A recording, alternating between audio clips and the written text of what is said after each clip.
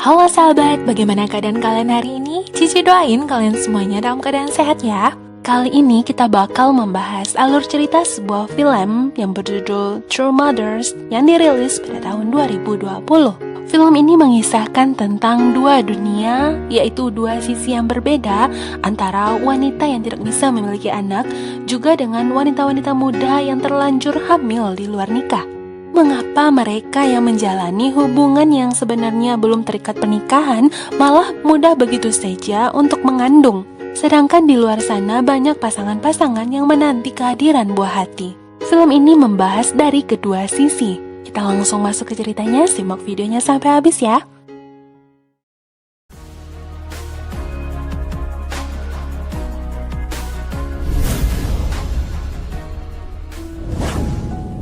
Film berawal dengan diperlihatkannya seorang anak kecil laki-laki bernama Asato, dan wanita ini adalah ibunya yang bernama Satoko. Lalu ini adalah suaminya Kyokazu.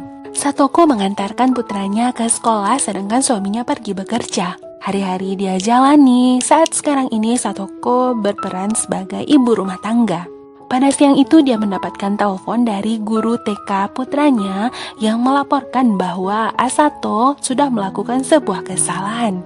Ibunya mengira kalau putranya sudah terjatuh di arena bermain. Tetapi Asato diketahui sudah mendorong temannya dan membuat temannya itu cedera. Ibunya memastikan kepada guru TK ini apakah benar Asato melakukan hal demikian, karena dia tahu sekali kalau putranya tidak mungkin melakukan hal yang seperti itu. Gurunya juga tidak bisa memastikan apakah Asato sudah mendorong temannya yang bernama Sora. Mungkin saja Asato memang menabrak temannya dan dia tidak menyadarinya. Asato mengatakan kalau dia tidak melakukan hal tersebut, dan tentunya ibunya memang lebih mempercayai putranya ini. Sesampainya di rumah, Satoko menelpon anak yang tadinya dikatakan cedera akibat Asato. Orang tua dari anak tersebut minta ganti rugi dan minta dibiayai biaya pengobatan. Satoko yakin kalau putranya sudah jujur. Mereka memang tinggal di lingkungan apartemen yang sama, lalu ketika mereka turun dan bertemu dengan temannya Asato yaitu Sora yang memang kakinya dalam keadaan cedera. Dia juga mengatakan kepada suaminya kalau dia tidak akan pernah meragukan kejujuran dari putranya. Scene berpindah kepada beberapa tahun sebelumnya ketika mereka masih sedikit lebih muda dan merencanakan untuk program kehamilan. Karena mereka belum kunjung dikaruniai buah hati, mereka lalu melakukan pemeriksaan dan diketahuilah kalau suaminya lah yang bermasalah. Suaminya memiliki kesulitan untuk bisa mendapatkan keturunan. Mereka mulai dirundung kesedihan. Apalagi menyadari peluang Satoko untuk hamil itu benar-benar sangat sedikit. Bahkan mungkin peluang Satoko untuk hamil itu tidak ada. Memang sedikit tekanan bagi mereka ketika orang lain menceritakan tentang anak-anak mereka. Mereka hanya menghabiskan waktu berdua saja, seringkali pergi liburan namun tetap mereka dirundung kesedihan. Namun mereka berjanji untuk saling menguatkan dan akan terus untuk melanjutkan hidup. Suatu malam ketika mereka hendak menonton bola dan menukar-nukar channel televisi, mereka terpaku dengan sebuah acara yang kurang lebih mirip dengan masalah yang sekarang sedang mereka alami. Pasangan yang berada di televisi itu juga sampai hampir berada di titik perceraian, karena sulit bagi mereka untuk menyerah di saat mereka masih dalam usia subur. Lalu cerita di televisi itu pun berpindah kepada para wanita hamil yang berada di sebuah lembaga. Jadi di dalam acara televisi ini menceritakan tentang sebuah lembaga yang bernama Baby Button yang menampung para wanita hamil dan merawat mereka, juga merawat bayi yang nanti akan mereka lahirkan. Mereka yang melahirkan namun tidak menginginkan bayi-bayi tersebut, nantinya bayi-bayi itu akan diserahkan kepada pasangan-pasangan yang sudah lama menantikan kehadiran buah hati. Mereka yang juga sudah tidak lagi memiliki pilihan, ditambah lagi mereka juga dalam taraf ekonomi yang mumpuni. Memang tidak adil rasanya anak-anak dibesarkan oleh seorang ibu yang tidak bisa menjalankan tanggung jawabnya. Maka anak-anak itu lebih berhak untuk dijaga dan dirawat oleh pasangan yang benar-benar menginginkan anak. Satoko dan Kyokazu terpaku dengan acara di channel ini dan sepertinya mereka mulai tertarik. Dibuktikan dengan beberapa hari setelahnya ketika Satoko mengecek lembaga baby button di komputer rumah mereka, ternyata suaminya telah lebih dulu mencari tahu tentang baby button. Suaminya mengiyakan tentang dia yang mencari tahu tentang lembaga tersebut dan dia merasa kalau mereka berdua adalah pasangan yang layak untuk merawat seorang bayi. Keesokan harinya mereka pun mendatangi lembaga tersebut dan di sanalah mereka bertemu dengan pendirinya, seorang wanita parubaya bernama Asami. Dia sebagai pendiri juga pembicara pada pertemuan tersebut. Di sana sudah banyak terdapat para pasangan yang belum dikaruniai bayi. Pada kasus ini, mereka yang menjadi orang tua angkat memiliki hak penuh secara hukum. Orang tua kandung sudah melepaskan haknya. Orang tua angkat juga diharuskan untuk jujur kepada anak angkatnya sebelum anak tersebut memasuki usia SD. Syarat yang ditawarkan kepada para calon orang tua angkat ini juga tidak main-main. Diutamakan bagi pasangan yang sudah menikah lebih dari 3 tahun dan salah satu dari mereka harus berhenti bekerja alias menetap di rumah untuk mengasuh anak mereka. Setelahnya ada sesi tanya jawab tentang apakah mereka sebagai orang tua angkat berhak memberikan nama. Ya, mereka berhak, namun orang tua angkat tidak berhak memilih anak perempuan atau anak laki-laki. Jadi para orang tua diharuskan untuk mempersiapkan 1 nama laki-laki dan 1 nama perempuan. Ada juga calon orang tua yang menanyakan apakah benar-benar harus berhenti bekerja, bagaimana kalau seandainya hanya mengurangi jam kerja, karena mereka masih memiliki orang tua yang bakal menjadi kakek dan nenek yang memiliki waktu banyak di rumah. Namun Ibu Asami menjawab kalau mereka berhak menentukan peraturan tanpa pengecualian, yang mana berarti salah satu orang tua harus berhenti bekerja. Dan sampailah mereka pada sesi didatangkannya orang tua yang sudah mengasuh anak yang diangkat dari lembaga ini. Tentang bahagianya mereka mendapatkan seorang anak yang menjadi penyinar di dalam rumah mereka. Waktu berjalan, hari-hari pun berlalu dan sampailah momen di mana Satoko ditelepon oleh lembaga baby button yang mengatakan kalau bayi Satoko sudah dilahirkan. Mereka berdua sangat takjub melihat bayi tersebut.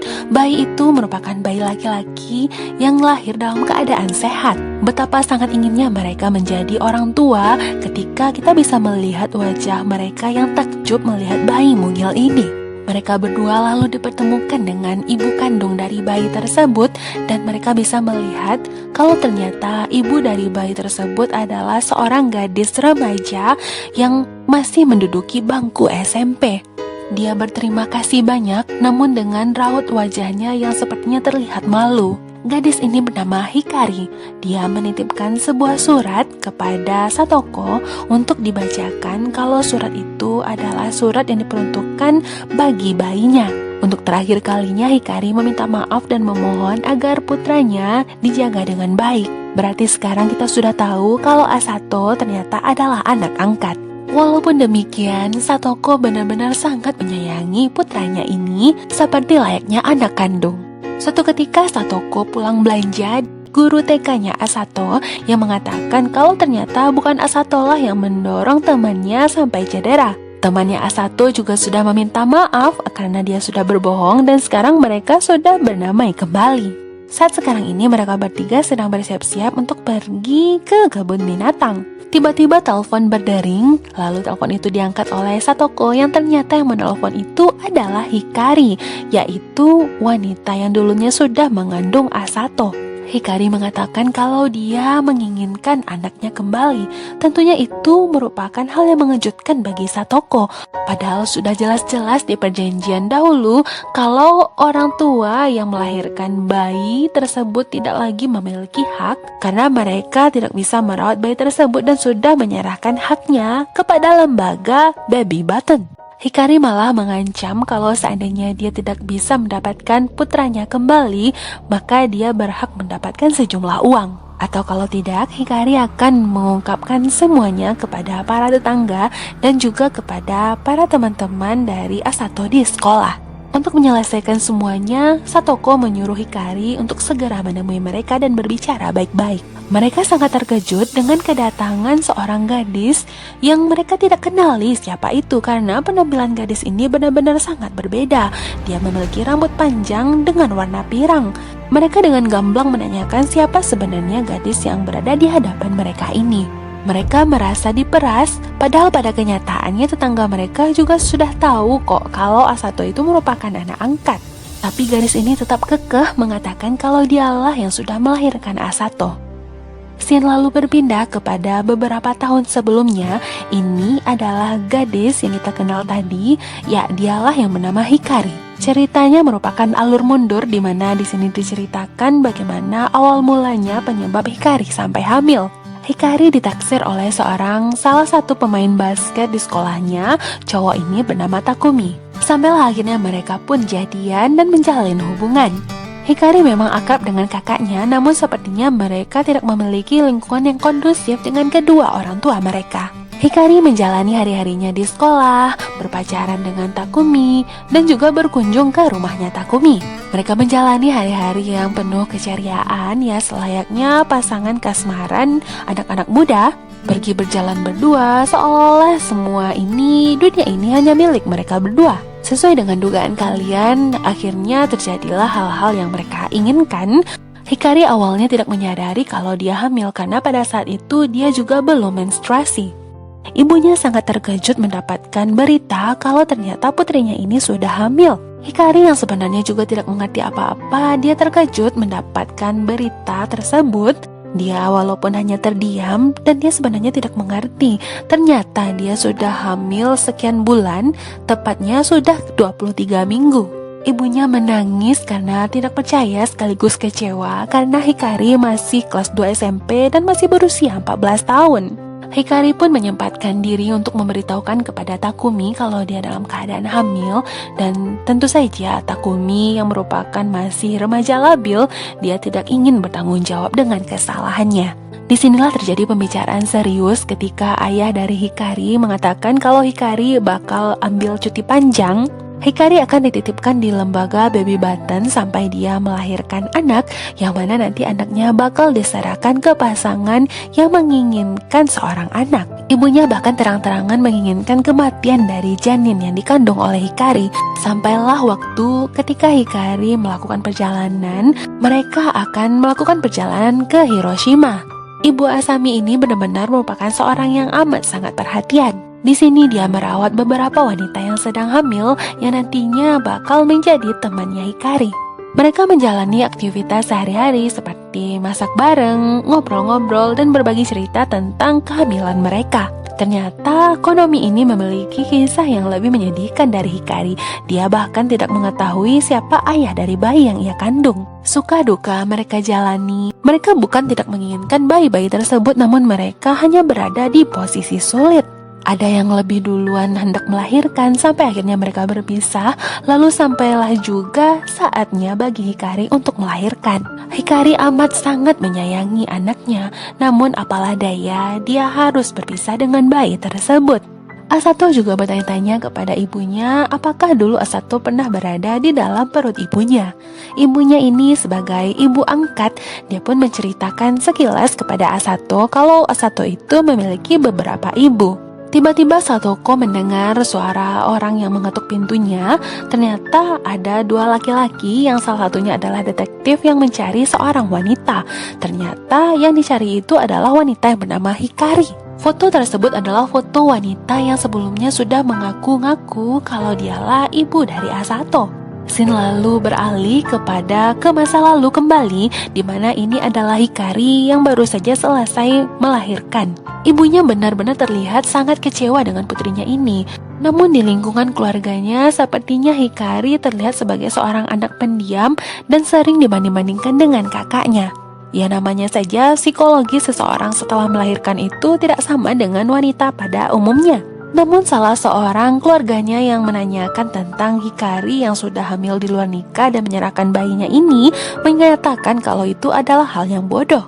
Tentunya mendengar hal tersebut membuat Hikari merasa kesal. Di saat melerai Hikari yang sedang memukul pria tersebut, Hikari pun ditampar oleh ibunya dan itu menjadi titik balik Hikari tidak lagi ingin berada di rumah tersebut. Dia juga merantau dan kembali ke Hiroshima untuk meminta naungan kepada Ibu Asami. Ibu Asami mengatakan kalau organisasinya ini, yaitu Baby Button, mungkin tidak lama lagi akan ditutup. Ditambah lagi dengan kondisi dirinya yang sudah mulai semakin menua. Ketika berberes-beres, Hikari melihat ada catatan-catatan dari orang tua angkat, yaitu data-data mereka. Ternyata alasan selama ini Ibu Asami sudah mendirikan organisasi ini karena dia merupakan seorang wanita yang juga tidak bisa berkesempatan untuk memiliki anak kandung. Dan dia juga melihat fenomena banyaknya anak-anak yang dilahirkan di luar nikah, juga anak-anak yang tidak diinginkan kehadirannya. Maka dia mendirikan organisasi ini untuk menjembatani keduanya. Kita beralih ke kehidupan keluarga Satoko dan Kyokazu. Mereka pergi bersama-sama mengantarkan Asato ke sekolah. Pada momen itulah pertama kalinya Hikari menelpon, namun tidak ada yang menjawab teleponnya di rumah. Di sini Hikari berprofesi sebagai pengantar koran. Sampai akhirnya Hikari bertemu dengan seorang pekerja baru yang melamar di sana, yang nantinya bakal menjadi sahabat dekatnya. Gadis ini bernama Tomoka. Nah, Tomoka lah yang sekarang ini menjadi sahabat dekatnya. Mereka seringkali berbagi cerita bersama. Hikari yang juga merupakan seorang yang baik seringkali dibantu oleh bosnya. Sampailah di momen di mana Hikari mencurhatkan semuanya kepada Tomoka tentang dirinya yang sebenarnya sudah pernah memiliki anak. Hikari juga sangat merindukannya dan dia ingin kembali bertemu dengan putranya. Beberapa hari berikutnya, bosnya menanyakan di mana Tomoka. Lalu tiba-tiba ada dua orang lelaki yang menagih hutang dan mengatakan kalau Hikari adalah penjamin dari hutang Tomoka. Hikari tentunya terkejut bagaimana mungkin dirinya bisa menjadi penjamin atas hutang-hutang sahabatnya itu. Dia juga tidak tahu bagaimana caranya untuk mengumpulkan uang sebanyak itu. Hidup sudah susah, sudah merasakan pahitnya menjadi ibu dan melahirkan. Ditambah lagi dia juga sudah minggat dari keluarganya. Dia tidak melanjutkan sekolah dan melakukan pekerjaan sebagai loper koran. Hikari segera pulang dan menanyakan kepada sahabatnya ini. Ternyata Tomoka dalam keadaan yang benar-benar hancur. Walaupun Hikari sudah dijebak, namun dia tetap saja tidak tegaan kepada sahabatnya ini dan membawanya ke dalam. Hikari tetap melanjutkan hidupnya, mengantarkan koran ke sana kemari. Lalu sampailah ketika dia pulang, dia mendapati kalau Tomoka sudah tidak ada lagi di sana. Hikari sudah berusaha untuk mengumpulkan uang dan juga meminjam uang untuk melunasi hutang dari temannya. Sampailah di suatu titik di mana Hikari benar-benar sudah tidak tahu lagi apa yang harus dia lakukan. Ditambah lagi dia ingin bertemu dengan putranya. Ya, inilah momen pertemuan pertama mereka tadi, namun ini dari sudut pandangnya Hikari. Ketika Hikari memasuki apartemen tersebut, dia melihat lingkungan yang benar-benar seperti diisi oleh seorang anak kecil. Hikari mengakui kalau ini benar-benar adalah dirinya, yaitu Katakura Hikari. Hanya saja penampilannya yang mulai berbeda, ya mungkin karena kerasnya hidup. Satoko juga mengatakan kalau sebenarnya dia tidak yakin dengan wanita yang datang ini karena penampilannya benar-benar jauh berbeda dengan Hikari yang mereka dulu kenal. Lalu dia mengeluarkan surat yang dulu pernah diberikan oleh Hikari. Namun Satoko menegaskan kalau wanita yang datang ini tidak memiliki hak begitu saja datang seenaknya dan meminta hak anaknya itu kembali. Padahal anak itu atas azas hukum benar-benar sudah berada di bawah naungan kedua orang tuanya, yaitu orang tua angkat. Tiba-tiba mereka mendengar suara dari Asato yang pulang sekolah, namun mereka bertiga yang berada di dalam ruangan ini tetap diam seolah-olah tidak ada orang di dalam. Dan Hikari yang mendengar suara anak kecil tersebut sepertinya dia malah menahan tangisnya. Hikari lalu berlutut dan meminta maaf ke pasangan ini. Kita bisa merasakan penyesalan yang amat sangat yang dirasakan oleh Hikari. Sebenarnya Hikari itu memiliki jiwa keibuan. Ketika dia mengandung dan melahirkan, dia sebenarnya tidak ingin membuang atau memberikan bayi yang dia kandung dulu itu kepada siapapun. Namun hanya saja waktu dia yang tidak tepat. Waktu yang tidak mengizinkan dirinya untuk menjaga dan merawat bayi yang dulu dia lahirkan. Pada momen ketika detektif datang kepada Satoko menanyakan apakah Satoko melihat gadis yang difoto itu, Satoko pun menyadari kalau benar-benar gadis yang ngaku-ngaku yang datang ke apartemen mereka itu benar-benar adalah Hikari. Satoko kembali membaca surat yang sempat diserahkan oleh Hikari dahulu, berisikan tentang harapan seorang ibu yang tidak ingin dilupakan oleh anak yang ia lahirkan. Ternyata di dalam surat tersebut ada pesan tersembunyi dari Hikari yang memohon agar dirinya tidak dihapus dari hidup putranya. Satoko lalu menangis jadi-jadinya menyadari kesalahannya, seolah-olah ia sudah memisahkan hubungan dari anak yang ia angkat dengan ibu kandung dari anak tersebut. Maka dari itulah dia berdamai dengan perasaannya dan mempertemukan putranya dengan Hikari. Disinilah Asato, ya walaupun dia belum mengerti dengan sebenarnya apa yang terjadi, dia melihat wanita yang berambut merah ini yang sebenarnya adalah ibu kandungnya. Terlihat sekali rasa penyesalan di raut wajahnya Hikari. Banyak sekali pelajaran yang bisa kita ambil dari film ini. Tetap berhati-hati dalam pergaulan, jangan sampai salah langkah dan sampai akhirnya bisa menyerumuskan serta merusak kehidupan kita di masa depan. Film ini juga mengajarkan tentang kasih sayang seorang ibu. Kita bisa melihat dari sisinya Satoko, walaupun dia adalah ibu angkat, dia benar-benar amat sangat menyayangi Asato putranya. Dan inilah akhir dari video kita kali ini. Jika kalian suka dengan video dan channel ini, jangan lupa like dan subscribe-nya ya. Jangan lupa aktifkan loncengnya, karena video-video selanjutnya bakalan selalu menarik untuk kalian tonton. Sampai jumpa di video alur cerita berikutnya. Bye-bye.